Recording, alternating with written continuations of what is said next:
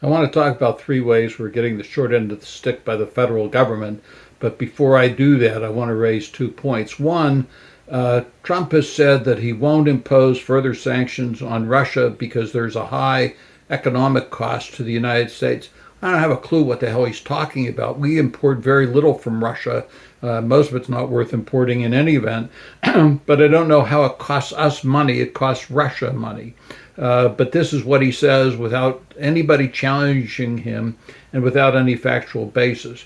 Two, he is supporting Israel in its war against Iran, which is a good thing, and he's providing defensive materials to them so that the Iranians cannot attack Israeli cities and various facilities.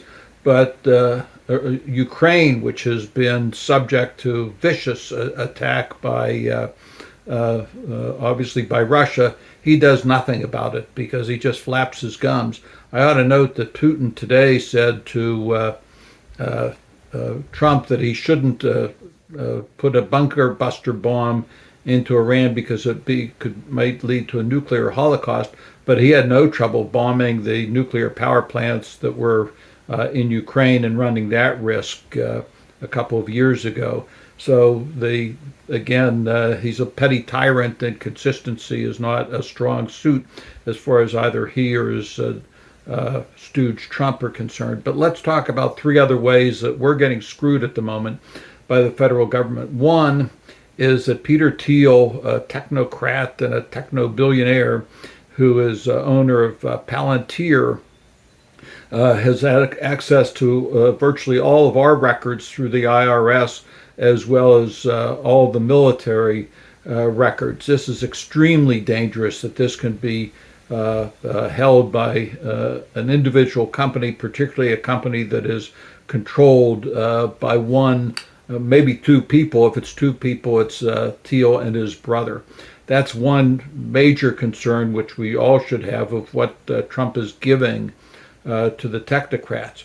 Second question, or second area, is and there's some court challenges to it coming up in front of the Supreme Court, is the Section 230 of the Communications Decency Act, which gives the social media companies absolute immunity from liability for what they post on social media.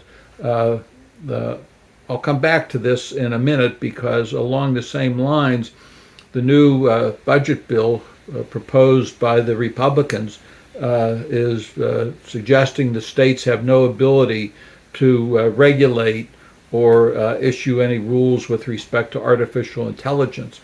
So a number of states have rules with respect to artificial intelligence, so you'd have to take a look at what your state says, if anything. But let's talk about this for a minute, because as unsavory as the Dodd's decision was, it overruled the women's right to an abortion and said it would be on a state-to-state basis.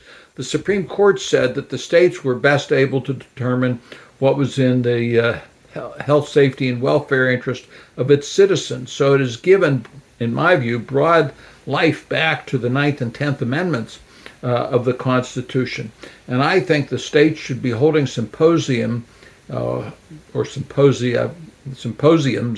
on what is the effect of or potential effect of the health, safety, and welfare of its citizens if they don't regulate the content of social media and the advances in artificial intelligence, so that they shouldn't be given free rein because the danger is much too great. Now, I'm not suggesting with respect to imposition of free speech. Well, I suppose maybe in some ways I am.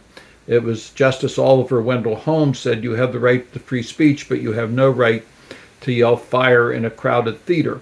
I think that some of what's going on social media is the exact same thing as yelling fire in a crowded theater, as we see public officials being threatened by physical and bodily harm or death by nutcases who go around and listen to the what is said on social media and become have their behavior influenced by it.